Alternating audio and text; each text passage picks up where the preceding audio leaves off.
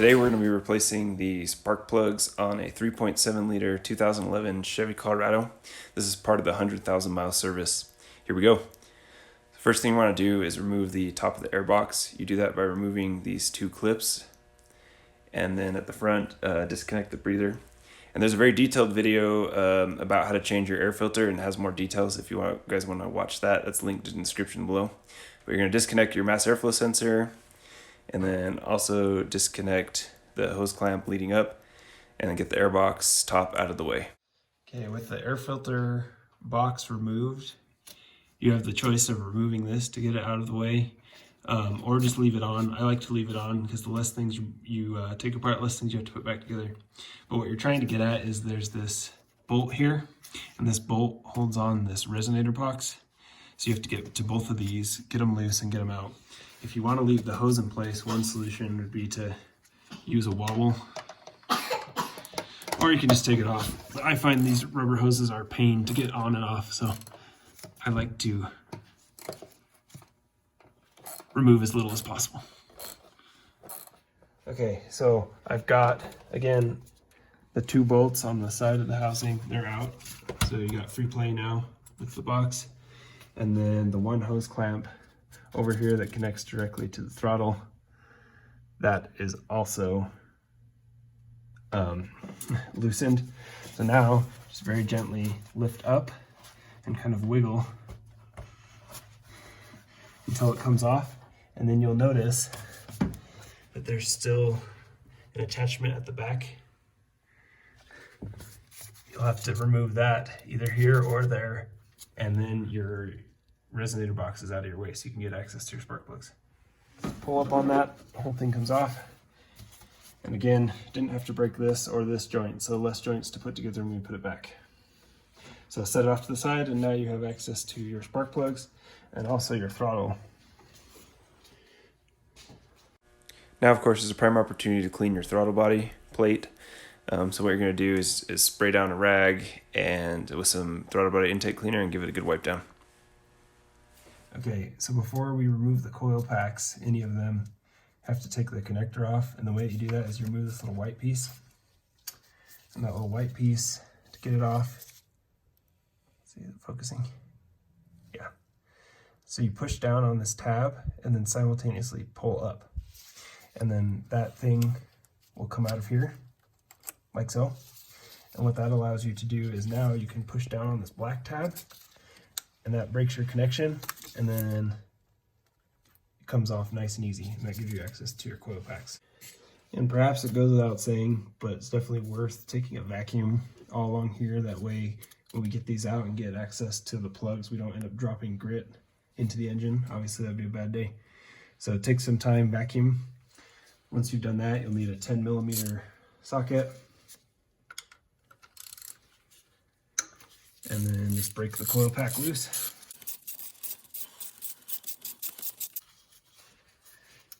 Okay, once you get the bolt removed, set it somewhere safe where we won't lose it.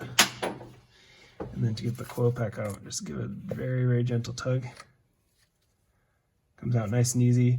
The designs over the years have changed quite a bit, so this will look different than if you have an earlier year, but the concept remains the same. So now we have access. Okay, to remove the spark plug, you need a 5/8 socket, and then one that's actually meant for a spark plug. It's probably gonna be hard to see, but this one has a little rubber down inside, and that's to grab the spark plug and actually pull it out. And the key thing to remember here is these are threaded into your head. So push down gently to where it has it grabbed and engaged, and then loosen.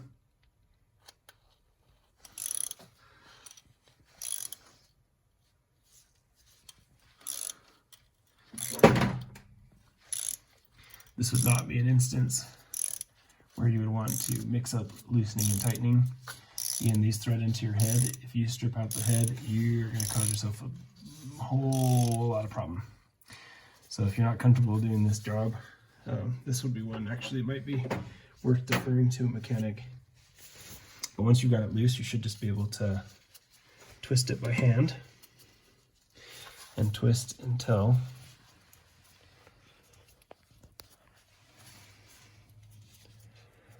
it comes loose.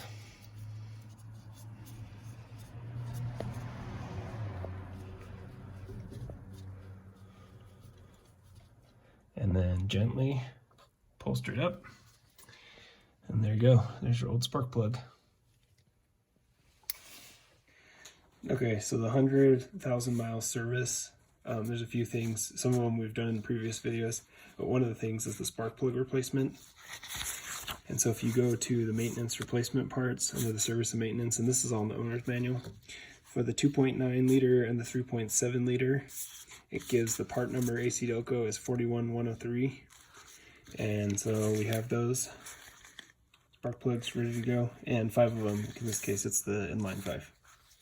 All right, so on the new spark plug, it's a good idea to get some dielectric grease and get it on the end. Whoa, that's a little too much. And the idea is that the next time the rubber from the coil pack won't be stuck, and the next guy that has to do this will thank you. But these vehicles really only need to change the spark plugs every 100,000 miles, so that's not going to come up very often, but it's still a good idea. So once you've got that nice and lubed, put it back in, put the new one into your spark plug wrench, and then this is absolute must so you don't get the spark plug stuck in the head, but get some anti-seize.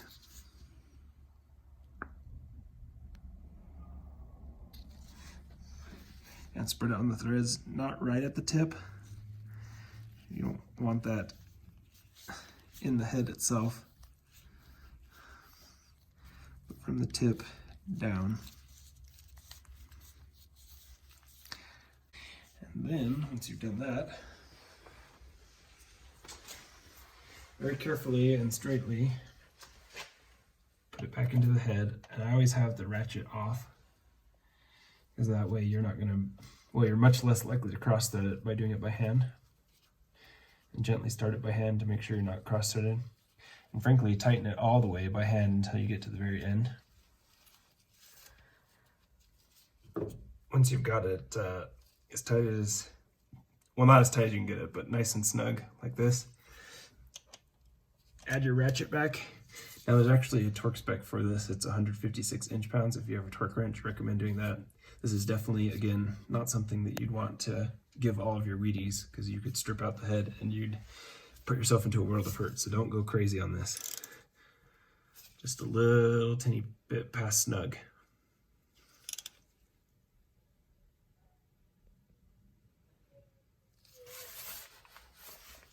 Move your wrench, and then reinstall your coil pack. Gently just goes back over the spark plug, and then add your bolt back in.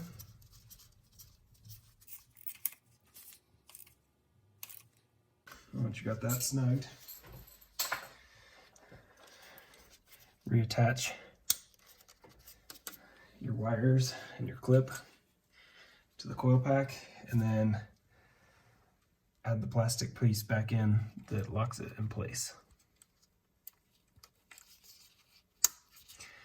And that's how you do one. Now, of course, you're going to do that for all 5, or if you have 4 cylinders, all 4. And there's only one tricky one, and it's this first cylinder here.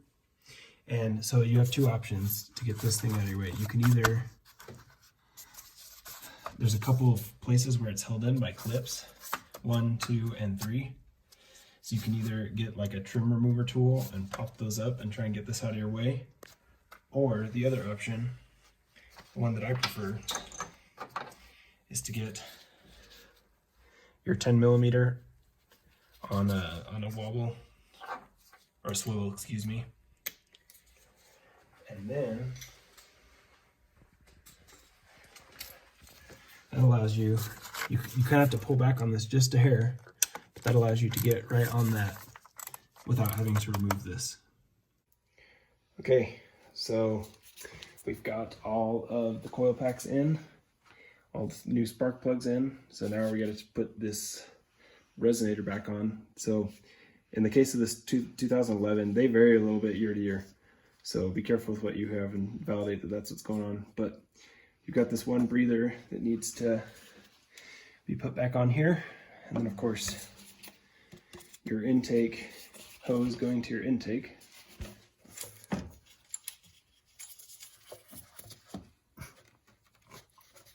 Okay, so the breather's on. So the breather's on, connected in the back. I'll attempt to put the intake hose back on.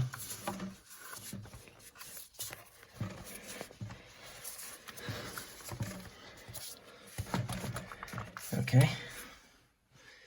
Just double check that you didn't displace the breather. Yep, still intact. And then tighten the clamp back down, which again is an 8mm. And then snug the hose clamp back down. With all these, they also are set up for a flathead, but in my experience, that is a pain. Much better to use the hex portion. It goes a lot faster, you won't slip off. And then reattach these bolts. These bolts hold the resonator box in place so it doesn't jiggle around. And again, these take an 8mm. This one right here, I like to do with a wobble so that you don't have to remove this hose here. So tighten those down, get them snugged up. Okay, then go ahead and put the top of your airbox back on. It's just a couple clips, mass airflow sensor, and of course the breather. I have a detailed video again in the description about how to replace an air filter. Gives a little better details on how to do this part. Once this hose is back on here and it's flush, you can see it's flush there, then all that's left to do is give it a snug down.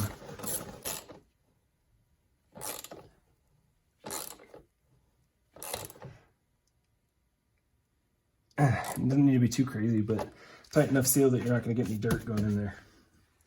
And that's it. So everything's back together. Now, one thing I would recommend is that when you change the spark plugs, especially if you're doing something else at the same time, like cleaning the mass airflow sensor, which is in a different video, would recommend that you remove one of your battery terminals, the negative, and let the vehicle sit for a while. Let it reset. That way the computer can relearn. And that's basically it. Hope you enjoyed the video. As always, lots more coming your way. So if you haven't had a chance to subscribe, please do so. If you like this kind of content, please like it because it helps me know what kinds of videos to make. Thanks.